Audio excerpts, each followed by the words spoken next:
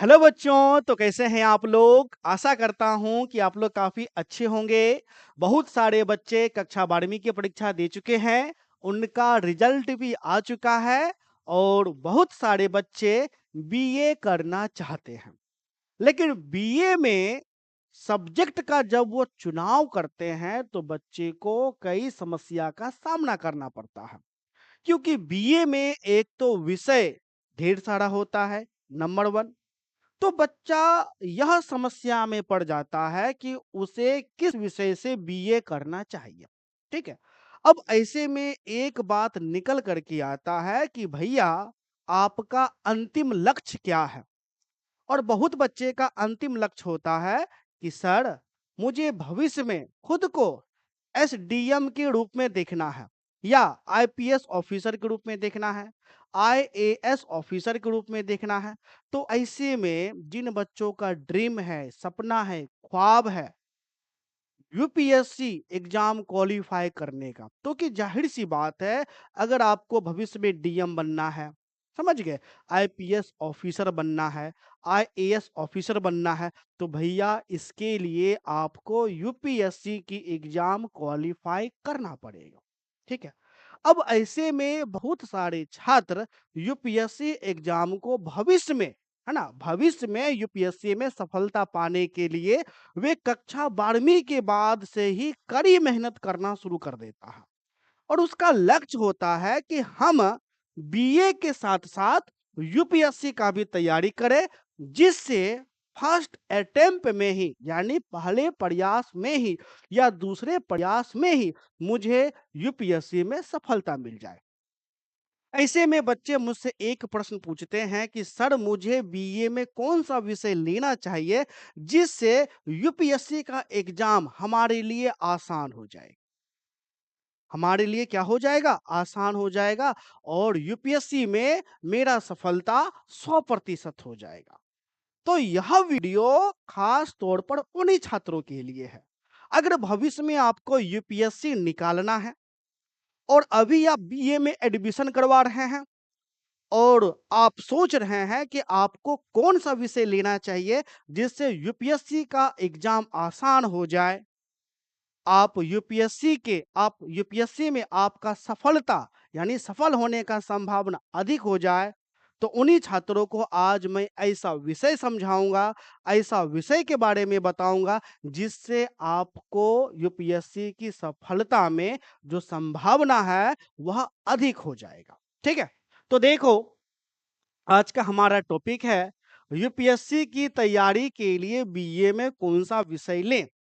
ये हमारा टॉपिक है और यह उन बच्चों के लिए है जो अभी-अभी बीए में एडमिशन करा रहे हैं, तो बीए एडमिशन 2025। ठीक है? तो आगे बढ़ते हैं। अब देखो बच्चों, अगर आप बीए में इस विषय को लेते हैं, यानी बीए में इस विषय को लेने से क्या-क्या फ़ायदा होगा? तो पहला फ़ायदा, यूपीएससी की तैयारी आसान हो जाएगी।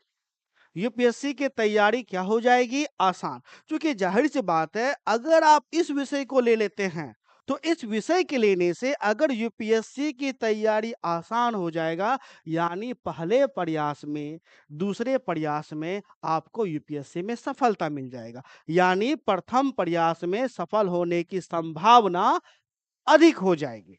क्या अधिक हो जाएगी? तो सफल होने की संभावना अधिक हो जाएगी। इसके साथ-साथ अगर आप बीए में इस विषय को लेते हैं, तो इस विषय को लेने से एक तो यूपीएससी में लाभ तो मिलेगा ही मिलेगा, साथ ही साथ अन्य प्रतियोगी परीक्षा में भी लाभ मिलेगा। अब तो ज़रूरी तो है नहीं कि बहुत बच्चा यूपीएससी करे, बहुत बच्चा पीसीएस का भी तैयारी करना चाहता है, जैसे बीपीएससी हो गया, यूपी पीसीएस आपका हो गया, है ना? बहुत बच्चा जनरल कंपटीशन का भी तैयारी करना चाहता है। तो अगर आप इस विषय को ले लेते हैं, तो इससे क्या होगा, अन्य प्रतियोगी परीक्षा में भी आपको सहायता मिलेगा। ठीक है? चलिए, तो वह कौन-कौन सा विषय है, अब हम इस पर चर्चा करते हैं। तो देखो बाबू, अब आपका जो बीए है, सबसे पहले आप बीए के बारे में जानो। बीए के बारे, full form bachelor of arts, यानी आप क्या कर रहे हैं, आर्ट्स से अपना ग्रेजुएशन कर रहे हैं। अब बीए हो गया है 4 साल का। कितने साल का? 4 साल का। और ये 4 साल कब से हुआ है? तो भैया 2023 से हुआ है ना? 2023 से हुआ है। और 2023 से पहले जब बीए होता था वह बीए 3 साल का था। और जब बीए पहले 3 साल का होता था तो जिस विषय से आप बीए करते थे वह विषय आपका ऑनर्स कहलाता था। क्या कहलाता था? ऑनर्स कहलाता था। तो आपको जो चुनाव करना है, ऑनर्स पेपर का ही चुनाव करना है। ठीक है? तो पहले जहां ऑनर्स पेपर होता था उसी को अब कहा जाता है मेजर पेपर। क्या कहा जाता है बाबू? Major paper. यानी मेजर पेपर का मतलब यह हो जाता है कि आप जिस विषय से ग्रेजुएशन कर रहे हैं वह विषय आपका मेजर हो जाएगा। और मेजर पेपर को पूरे 4 साल पढ़ना है। ग्रेजुएशन कितने साल का? 4 साल का। तो पूरे 4 साल आपको मेजर पढ़ना है। आप खुद ही बताइए कि अगर किसी एक विषय को आप 4 साल तक पढ़िएगा तो उस विषय में आपको जो जानकारी होगा कितना ज्यादा होगा, कितना गहराई से होगा, है ना? अगर आप ऐसे विषय का चयन करते हैं जिसका सिलेबस यूपीएससी के सिलेबस से मैच खाता हो तो क्या होगा? पहला, आप जिस विषय को बीए में लीजिएगा उसको 4 साल तक पढ़िएगा। और अगर उसका सिलेबस यूपीएससी के सिलेबस से मैच कर गया तो सोचो आपका जो सिलेबस का वजन है वो कितना हल्का हो जाएगा। हल्का होगा कि नहीं होगा? हल्का हो जाएगा। ठीक है? तो आपको जो चयन करना है सबसे पहले मेजर पेपर चयन करना है। तो देखो, अगर आपको मेजर पेपर लेना है बीए में तो आंख मूंद करके या तो तुम हिस्ट्री लो, नंबर 1, या तो तुम पॉलिटिकल साइंस लो यानी राजनीतिक विज्ञान। तुम्हें क्या करना है? इस दोनों विषय में से किसी एक विषय का चयन करना है। ठीक। इस विषय से पहले एक बात हम आपको यह भी सुनिश्चित कर देना चाहते हैं। सबसे पहले देखो रुचि। रुचि, है ना? आपको किस विषय में पढ़ना अच्छा लगता है? क्योंकि जिस विषय से आप अपना ग्रेजुएशन करिएगा उस विषय को पूरे 4 साल तक पढ़ना है। तो किसी विषय को 4 साल तक आप कैसे पढ़ सकते हैं? जब तक आपके अंदर रुचि नहीं होगा, तो क्या आप उस विषय को 4 साल पढ़ पाइएगा? नहीं। इसलिए सबसे पहले यह ध्यान दीजिए कि आपका रुचि किसमें है। जिस विषय में आपका रुचि है, सबसे पहले हम आपको यही कहेंगे, आप उस विषय का अपना मेजर बनाओ। क्योंकि हर विषय में क्या है ना बाबू, हर विषय में हर विषय का अपना-अपना महत्व हो जाता है। हर विषय में सफलता का 100% गारंटी है।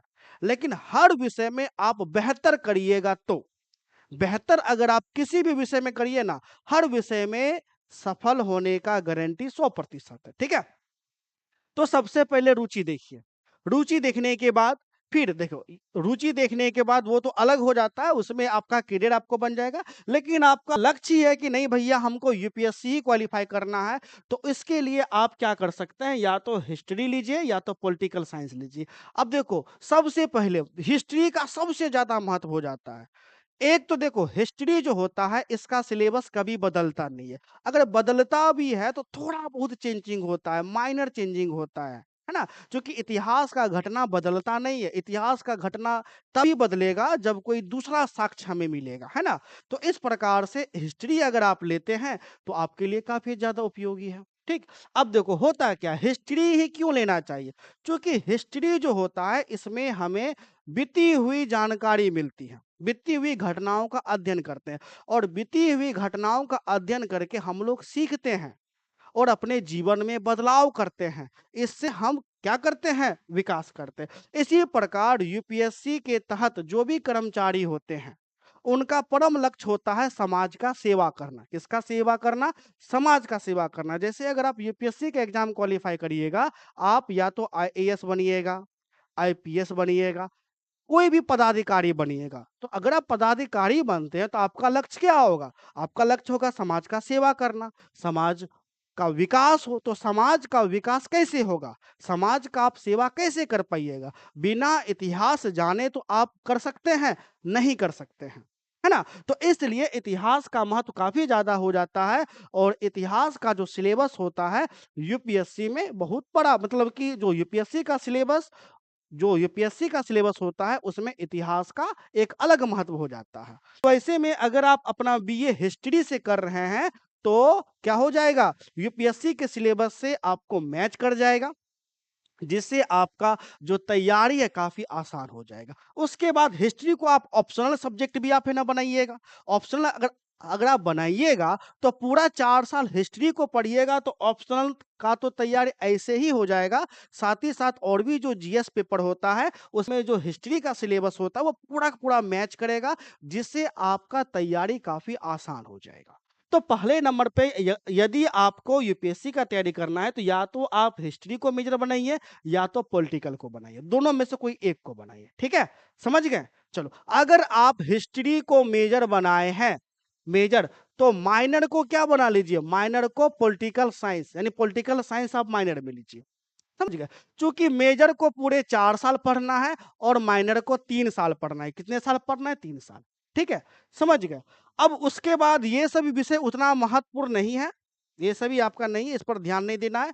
उसके बाद एमडीसी आता है, एमडीसी को 1.5 साल पढ़ रहा है, तो एमडीसी में आप या तो ज्योग्राफी लीजिए या तो आप इकोनॉमिक्स लीजिए। ठीक है? चलो, अगर आप पॉलिटिकल साइंस को मेजर बनाते हैं तो माइनर में आंख मूंद करके हिस्ट्री को माइनर में बनाइए और एमडीसी को इस दोनों में से कोई एक को। या अगर आपको ज्योग्राफी में रुचि है या इकोनॉमिक्स में रुचि है तो ज्योग्राफी इकोनॉमिक्स को मेजर में बनाइए, तो माइनर में क्या बनेगा? इस दोनों में से किसी एक को बनाइए, हिस्ट्री को माइनर में बनाइए। ठीक है? तो मेरा राय है या तो आप मेजर में हिस्ट्री को बनाओ, सबसे पहले प्राथमिकता दो हिस्ट्री को। अगर हिस्ट्री अगर अगर हिस्ट्री में आपको रुचि नहीं है, अगर आप कहते हैं कि सर हिस्ट्री छोड़ करके, तो आप दूसरे नंबर पर किसको महत्व दीजिए? पॉलिटिकल साइंस को। ठीक है? अगर आप कहते हैं नहीं हम पॉलिटिकल भी नहीं रखेंगे, तो या तो ज्योग्राफी को या तो इकोनॉमिक्स को, बेहतर होगा ज्योग्राफी को। लेकिन कोशिश करिएगा या तो हिस्ट्री ही होना चाहिए या तो पॉलिटिकल साइंस ही होना चाहिए, क्योंकि पॉलिटिकल साइंस का और हिस्ट्री का जो सिलेबस है ना, ना सिर्फ यूपीएससी के सिलेबस से मेल खाता है, बल्कि जितना भी जनरल कंपटीशन होता है उसके भी सिलेबस से आपको मेल खाएगा, है ना? तो आंख मूंद करके इस विषय को या तो मेजर बनाइए या तो माइनर आप बनाइए यूपीएससी। अब इससे क्या होगा कि पूरे 4 साल आप अगर आप इस विषय को पढ़िएगा तो सिलेबस बहुत हद तक आपको मेकअप है ना हो जाएगा।